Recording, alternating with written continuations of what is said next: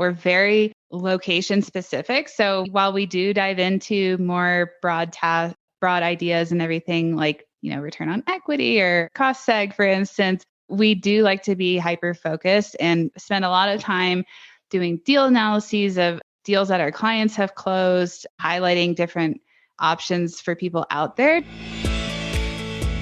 Your network is your net worth. Come listen to some of the most successful people I know share invaluable knowledge, stories, and advice in real estate, business, and beyond.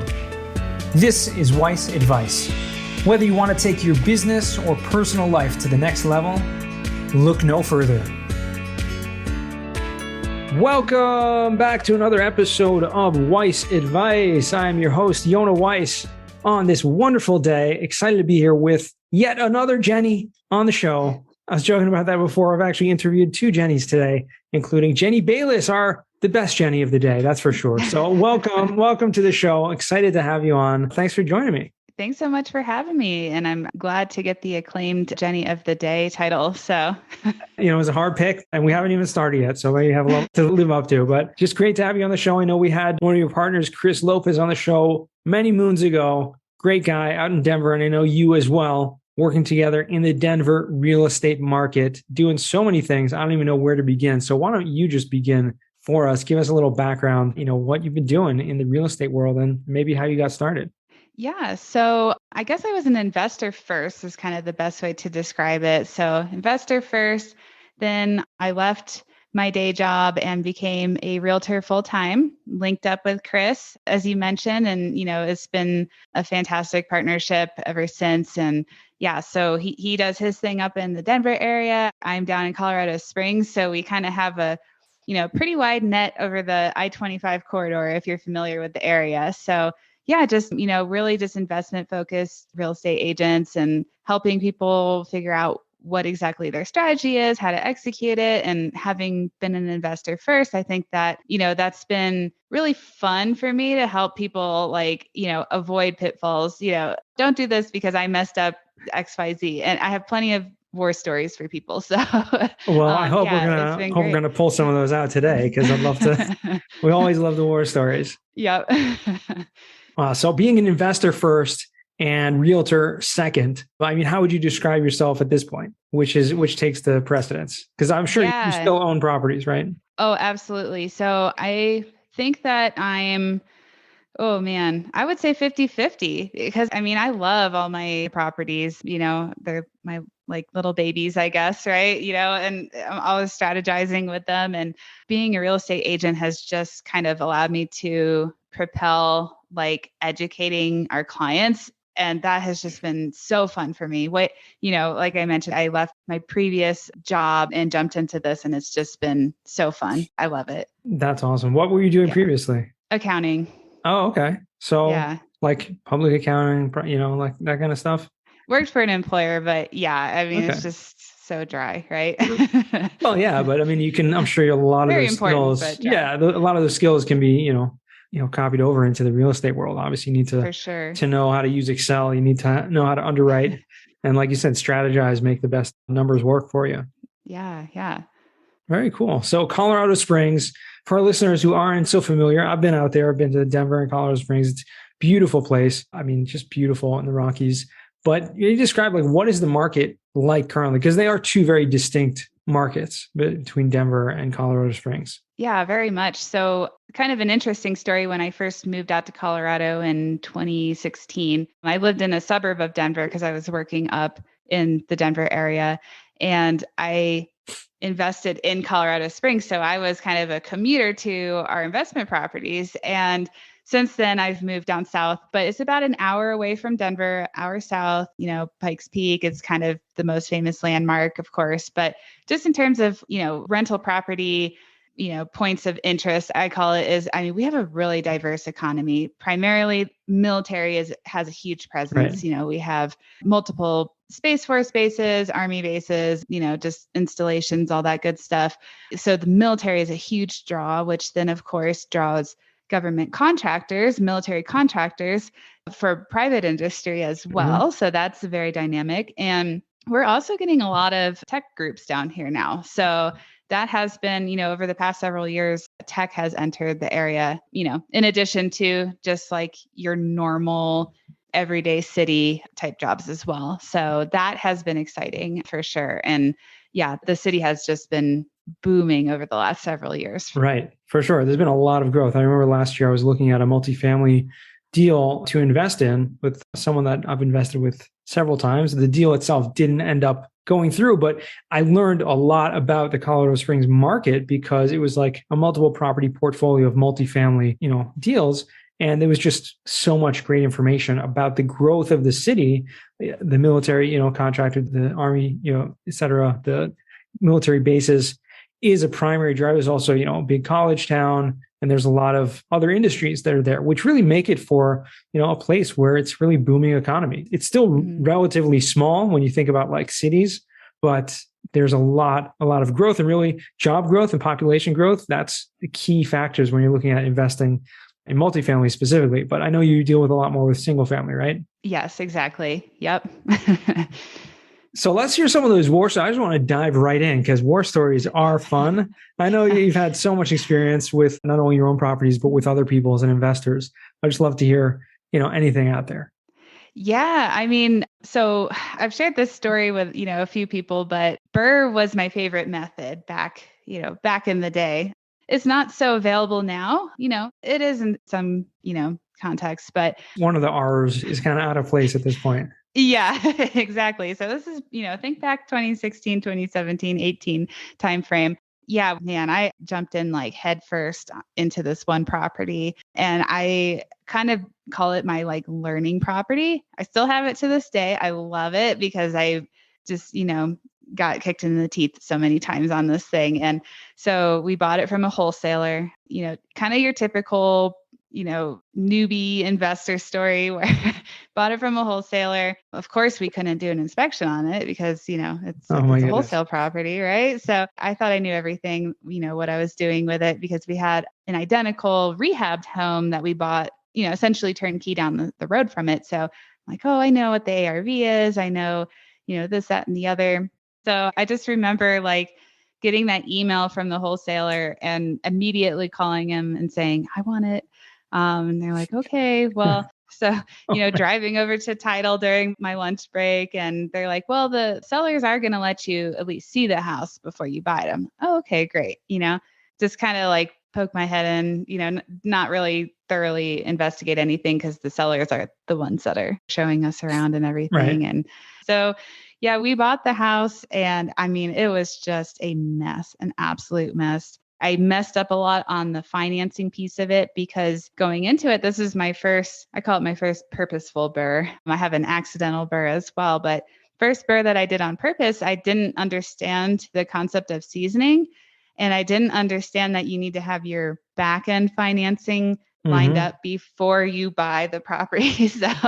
So needless to say, I messed that all up. I didn't have, seasoning requirements in place. Also through my, very quick head poking inspection that we had, I thought the bathroom was just a little dirty, just needed, some Tilex on it.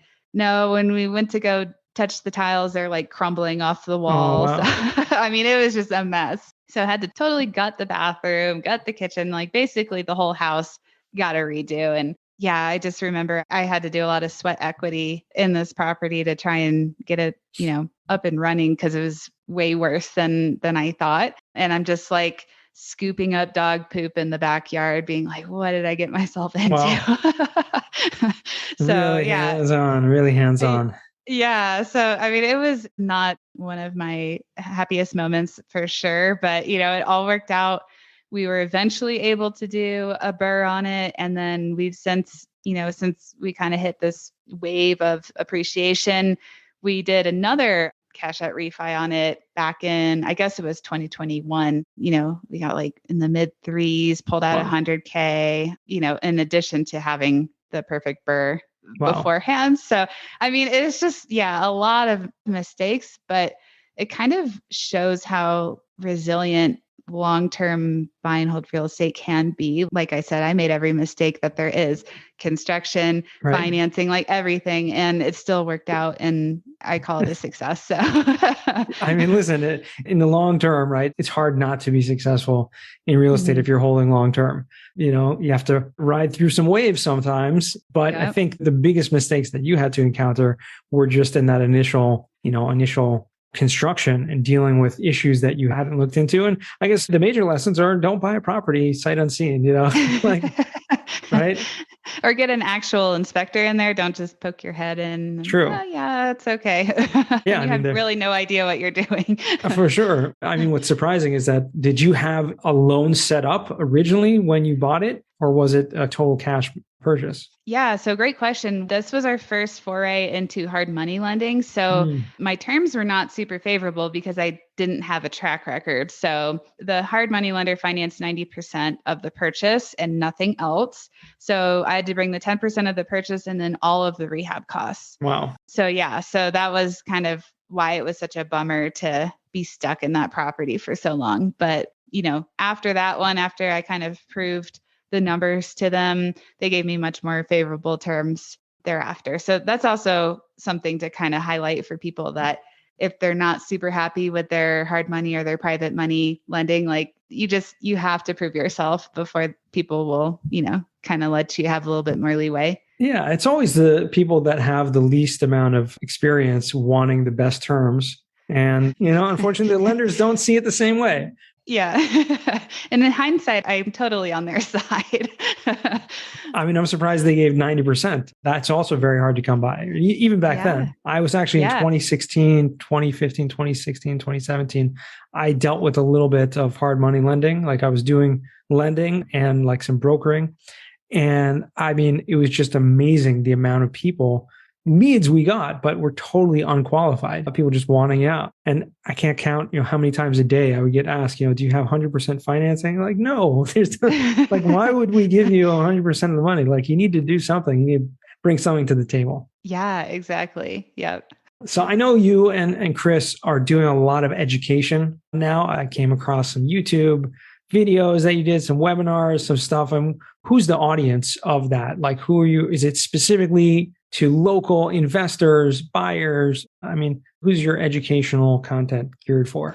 Yeah. So really anyone who's interested in investing in Colorado and primarily, the areas that we operate in, but we're very location specific. So while we do dive into more broad ideas and everything like, return on equity or cost seg, for instance, we do like to be hyper focused and spend a lot of time doing deal analyses of deals that our clients have closed, highlighting different options for people out there. Just like we get a lot of inquiries. Hey, I'm interested in investing in Colorado. Great. Well, what is your strategy? I don't know. Okay. Well, listen to, this. Do any of these resonate with you? And, usually after that point, giving them kind of a menu option. Yeah, I'm interested in this market doing this strategy. Great. Right. Okay. Let's kind of work from there. So, and we like to focus on that hyper local knowledge and be the thought leaders of that niche. And I think it's such an awesome kind of platform that you've created because of that.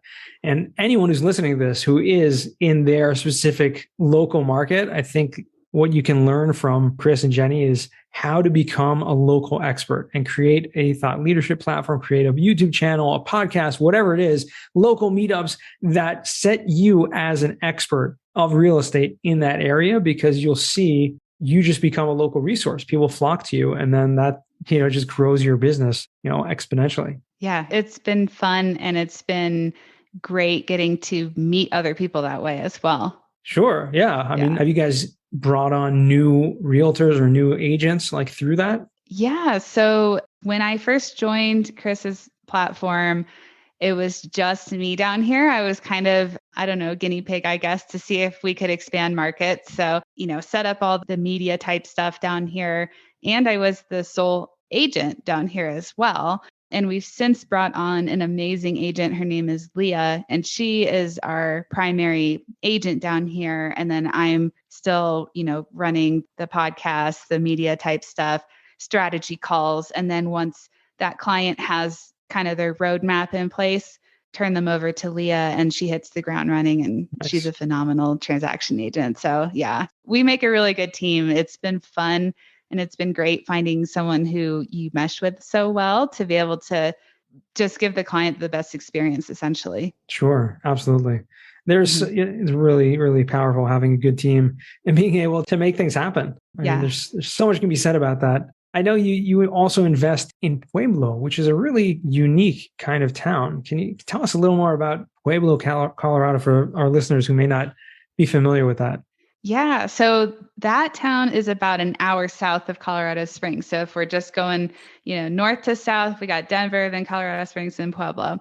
And Pueblo is, I mean, really, it's historically a factory town. It's definitely like very unique history down there. Mm-hmm. So I've enjoyed kind of nerding out on that sort of thing. But just from a real estate perspective, I am attracted to it just in the sense that the numbers still really work. Mm-hmm. And doing a deep dive into the economics of it, Pueblo, sometimes it gets a bad rep around the state, but I think they're doing a lot to try to revitalize, bring businesses in. They have I'm blanking on the group that they have down there, but it's like one-stop shop for businesses to get set up down there because they don't want them to get discouraged. Like, oh, this is a pain. I don't want to, set up my business down here. No, we're actually going to facilitate it to make it easier for you. Just kind of that aspect to it that they're trying to bring in, attract a lot of businesses in. I did a deep dive into the population and median income and everything, and it is steadily going up. And that's what I'm looking for. It doesn't need to be, hundreds of thousands of people there, but if the population is growing and it has grown for, many years, that's a positive to me. So, Sure. And then the other thing is that as Colorado Springs tends to get more and more expensive, we're seeing a lot of military personnel live on the north end of Pueblo because Fort Carson is on the south part of Colorado Springs. So, either you can live in the north part of Colorado Springs and pay for very expensive housing, or you can live on the north side of Pueblo, to get into Fort Carson, probably about 30 minutes drive in either direction. Right. And the housing is much more affordable. So yeah, For that's sure. kind of what we've been seeing down there. So yeah, so long story short, I bought my first property down there. I did not try to do a BRRRR, nothing fancy. It was literally just like, a very cut and dry rental property down there, single family home. It's very close to CSU Pueblo campus. So that was appealing to me. Yeah, so it's been great and the tenants have been fantastic. So I'm happy, but still too soon to call. It's only been a year. So no, that's great. No, I find it curious because having been there and having, kind of learned about it and I'm really into history, it's kind of this strange, town. Yeah. And, in Colorado, it's like an old Western, like still has that feel of like this old Western kind of town and like ghost town almost in a lot of ways. But like you're saying, there's businesses and there's actually, good population. It's grown a lot. And that's really what you're looking at when you're looking at growing economies. And especially, like you said, the population growth of Colorado in general and in these towns, Colorado Springs, and then kind of spilling over to these other much more tertiary markets makes it for, interesting, especially if you're local, if you're local and you have the ability to, to be there. I think it's a great opportunity. Yeah, that's awesome. Yeah. And it's funny that you mentioned that because it jogs my memory that back when I was investing in Colorado Springs while I was living, close to Denver, people would say, why Colorado Springs? Like, okay, that's odd, and now they're like, oh, you were so smart to do that. And I'm like, well, you thought I was stupid like 5 years ago. So which is it? Right. Yeah, it kind of has the same vibe to me. I don't think it will ever be on the same, scale as Colorado Springs, but just in terms of like what a rental property investor is looking for, I consider it to be quite viable. For sure. And are you guys dealing with mostly investors, would you say, or are there a lot of people like, first-time home buyers and things like that? Yeah, so we primarily work with investors. I think Chris told us it was 80% investors. We do work with, first-time home buyers, family, friends of the agents on the team, of course. Right. But a lot of our first-time home buyers that come to us is because of house hacking. We like to specialize in house hacking and help people find properties that would work for that strategy. And very cool. I mean, it's the best way to get into real estate, I think. For sure. And I mean, the house hacking is such an incredible, if you have in the market, if you have properties available. And I'm assuming, Denver and Colorado Springs have small multifamily properties to do that in. Mm-hmm. Actually, I know they do, but not every market does. And that's where it becomes a lot more challenging. Yeah, absolutely. And kind of what we've found a shift over the last couple of years is that people that did try to get into a duplex, triplex, fourplex, during this last rush, first time home buyers didn't really stand much of a chance from a competition standpoint because we're having all cash buyers, scoop these things up.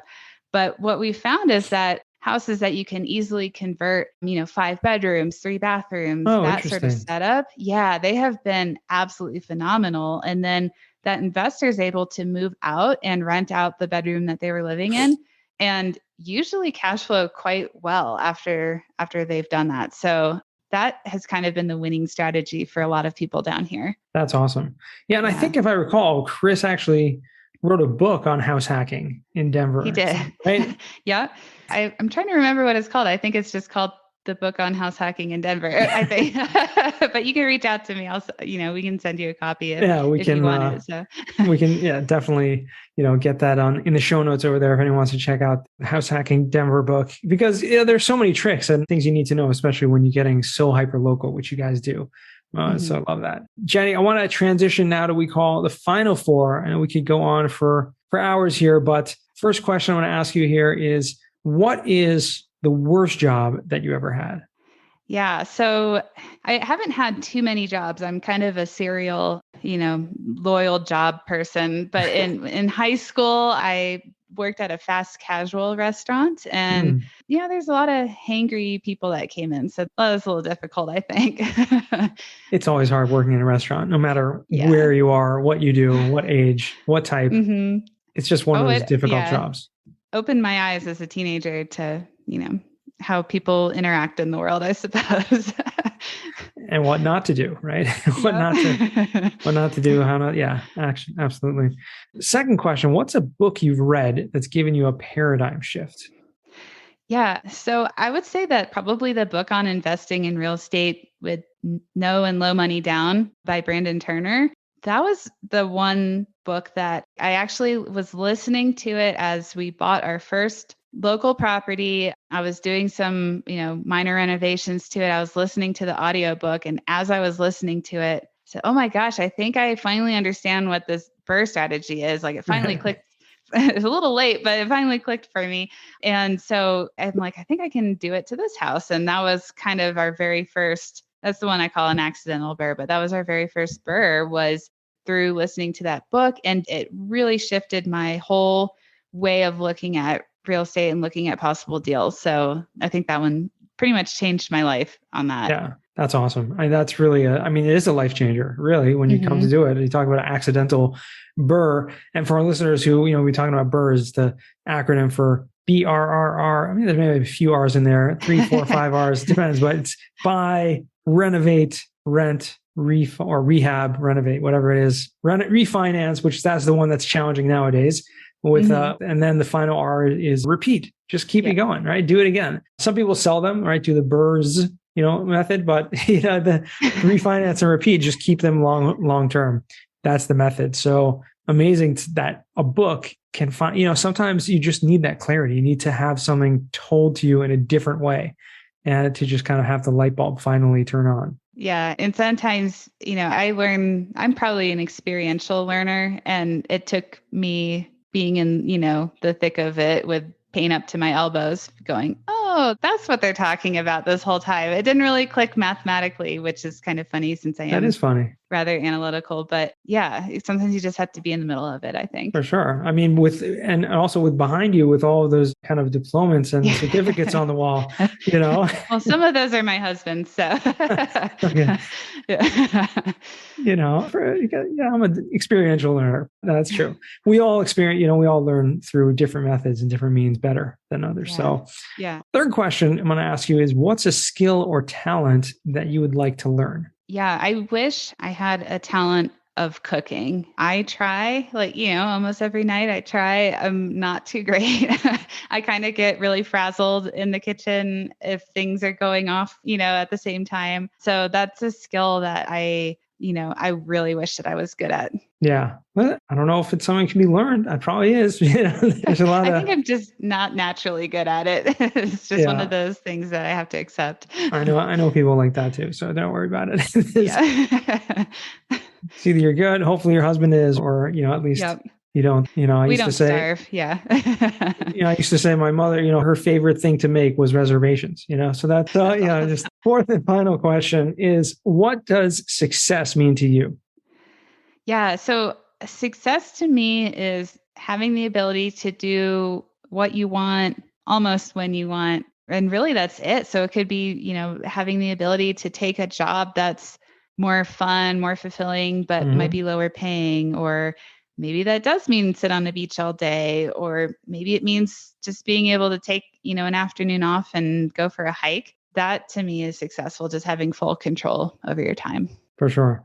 And it's so amazing that this is really probably the most consistent, variations of this is probably the most consistent answer that I get on the show from guests, which is really eye-opening, especially in a society where so many people put too much emphasis on money or numbers or financing, things like that. When the people that, when I hear everyone that I talk to is, no, that's not what success means. That's really why I asked the question, because it's just eye-opening to hear that, especially to our listeners who hopefully they're listening all the way to the end and hearing this as well, that it's not about, financial success from people that are very successful financially. Don't define success as financial success. And that's really eye-opening to me. Yeah, that is really interesting that everyone kind of, veers towards that direction. I mean, I kind of see wealth as a tool to achieve your success. And there's a point where I think there's just a diminishing return of somebody chasing additional wealth. There's more important things to life. And I think that, that's important to keep in the front of everyone's mind. Absolutely. Yeah, I couldn't agree more. Jenny, finally, where can our listeners find you or reach out to you if they want to? Yeah, we will go ahead and include a link to Chris and my group that we were referencing before and our website. And yeah, definitely click around. I think my email's in there somewhere, but feel free to reach out to me. I'd love to answer anyone's questions that they might have. Yeah, especially if anyone wants to invest in Colorado, Denver, Colorado Springs, or Pueblo, Jenny is the one resource to reach out to. So really grateful for you to take some time today and join us on the show. Thanks so much for having me. It's been a pleasure. Awesome. And to our listeners, thank you guys for joining all the way to the end once again. And remember, until next time, the best advice comes only when you ask. Real quick, I have one question for you. Did you like this episode? If you did, I want to ask you a huge favor. See, the biggest thing that helps this podcast grow and that will spread this message to the whole world is that if you leave a review, a rating, and subscribe to the podcast. What that does is it basically tells the platforms that this podcast is out on is that you like my stuff and I'm doing something right. So take a few seconds out of your day, hit that subscribe button, leave a rating or review. I would be extremely grateful. Also, I want to hear from you guys. So I want to hear some feedback. If you have any questions for future episodes, please find me on LinkedIn. Send me a DM, a connection request, Yona Weiss, and I'd love to hear from you.